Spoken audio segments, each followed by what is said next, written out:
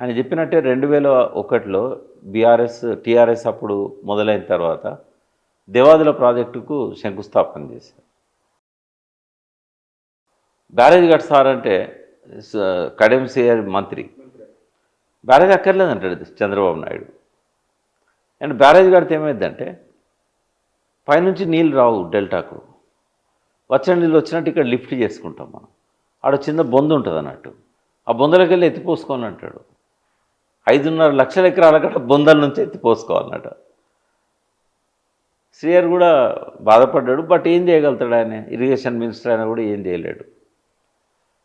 చాలామంది తెలంగాణ వాళ్ళకి అర్థం కాదు. వాళ్ళు ఏమనుకుంటారంటే 3000 టీఎంసీలు సముద్రంలో పోతున్నాయి కదా, ఇంకా డెల్టాకు మన నీళ్ళు కావాలని అనుకుంటారు. అంటే వెనకటి రోజుల్లో ఆంధ్రలో సంక్రాంతి పెద్ద పండుగ, తెలంగాణకు దసరా పెద్ద పండుగ. ఎందుకంటే ఇక్కడ అన్ని చెరువుల కుంటల కింద వ్యవసాయం. అక్కడ ధవళేశ్వరము, ప్రకాశం బ్యారేజీ, సంగం ఆనికట్ట, కేసీ కెనాల్ కింద వ్యవసాయం అక్కడ. ఇవన్నీ ఫ్రెంచ్ వాళ్ళు బ్రిటిష్ వాళ్ళు కట్టిన ప్రాజెక్టులు. వాళ్ళది ప్రాజెక్టుల వ్యవసాయం, మన చెరువుల కింద వ్యవసాయం.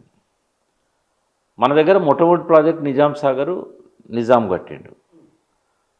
అది 1931లో అయిపోయింది. ఇక తర్వాత ఏ ప్రాజెక్టు కూడా పెద్దగా కట్టింది లేదు. ఒక పోచంపాడు ప్రాజెక్టు పేరుతో శ్రీరామ్ సాగర్ కట్టారు.